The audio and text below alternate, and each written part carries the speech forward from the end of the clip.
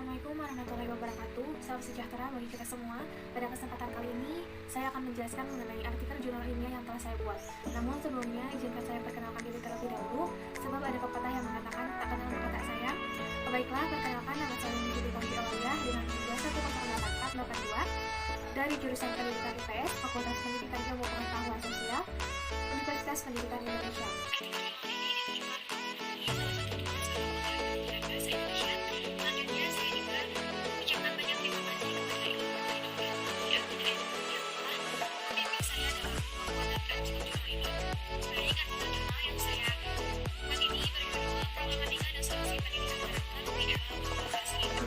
Adapun beberapa poin yang akan saya sampaikan adalah pertama abstrak, yang kedua yaitu pendahuluan, ketiga metode penelitian, keempat hasil pembahasan, serta yang terakhir adalah penutup atau kesimpulan. Bahasan pertama yaitu abstrak. Pendidikan karakter merupakan hal yang paling penting untuk diterapkan dalam dunia pendidikan, sebab dengan adanya pendidikan karakter ini membuat seseorang memiliki akhlak yang mulia dan bersikap sesuai dengan norma dan nilai yang berlaku di daerahnya.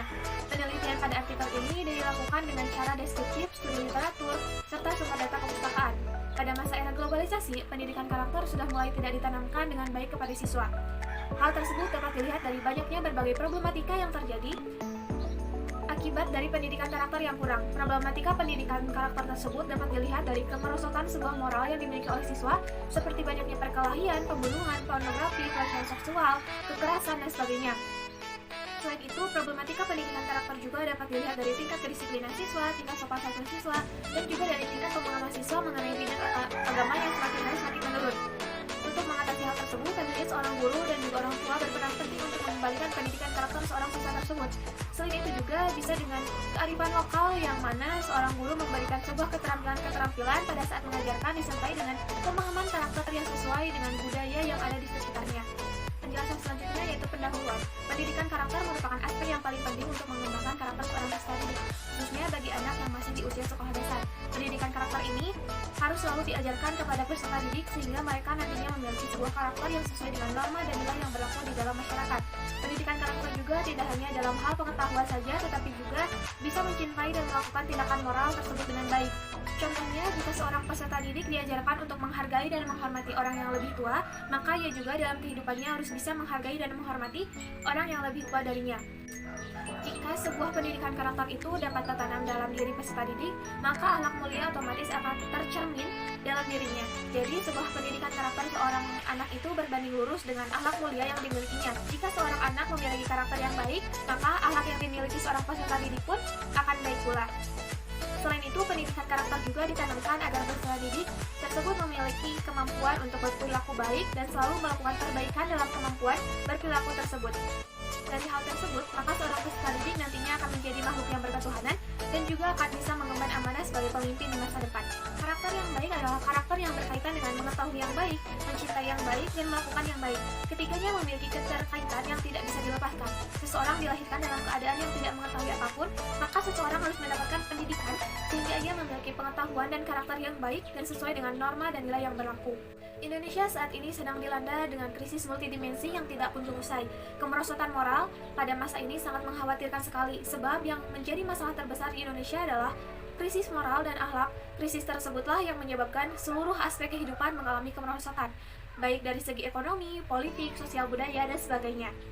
Selanjutnya, pada saat sekarang ini banyak sekali permasalahan-permasalahan yang berkaitan dengan pendidikan karakter ini. Permasalahan pendidikan karakter tersebut yaitu adanya krisis moralitas yang ditandai dengan meningkatnya kejahatan, tindakan kekerasan, penyalahgunaan obat-obat terlarang, pornografi, dan yang paling parah adalah perilaku korup, di mana perilaku ini sudah menjadi tradisi dari masyarakat Indonesia.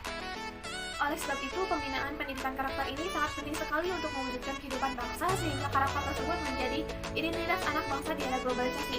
Namun, pada kenyataannya, pendidikan karakter ini hanya menjadi formalitas di setiap lembaga pendidikan.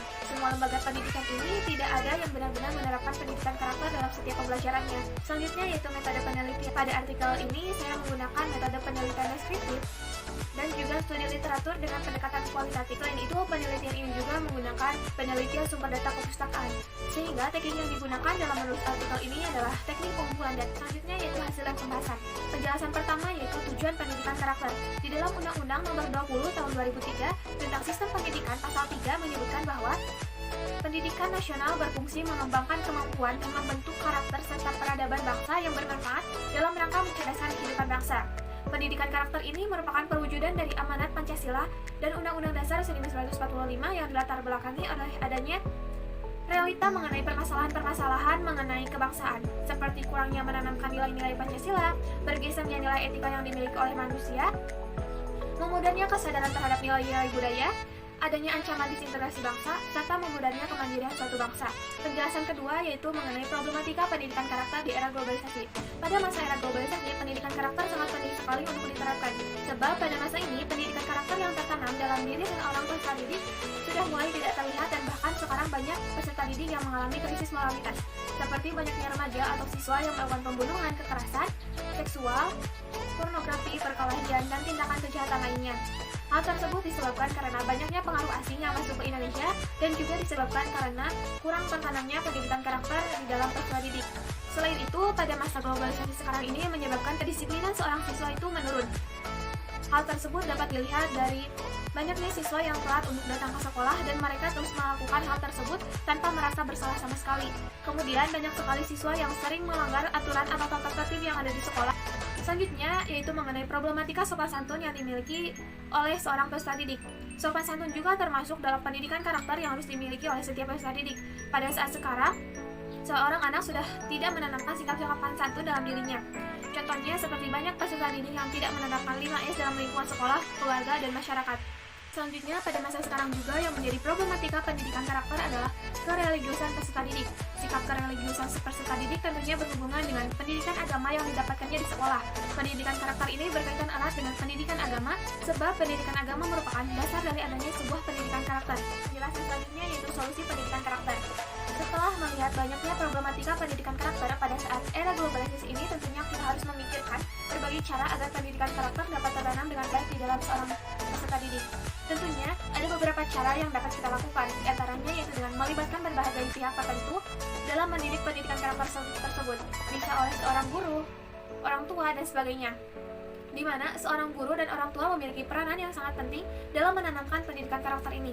Jika seorang anak sudah diajarkan baik oleh orang tuanya dan juga gurunya, maka ia akan bersikap baik di lingkungan sekolah dan juga masyarakatnya. Selanjutnya, penguatan pendidikan karakter ini dapat dilakukan dengan kearifan lokal. Dengan kearifan lokal tersebut, seorang guru dapat melakukan berbagai pembelajaran yang menarik dan diharapkan dapat bisa mengembangkan karakter dari seorang peserta didik tersebut, seperti sikap kerjasama, tolong-menolong, toleransi, dan sikap peduli terhadap sesama. Penjelasan selanjutnya atau penjelasan yang terakhir yaitu kesimpulan.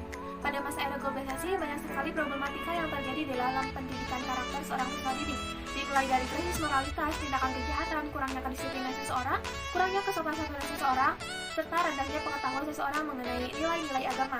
Hal tersebut tentunya harus segera diatasi agar peserta didik itu memiliki karakter dan juga perilaku yang baik dan juga sesuai dengan nilai dan norma yang berlaku di lingkungannya. Dalam menangani hal tersebut, tentunya diperlukan sosok orang tua dan juga guru, sebab keduanya adalah seseorang yang memiliki peranan yang penting dalam menanamkan dan juga mengembangkan pendidikan karakter.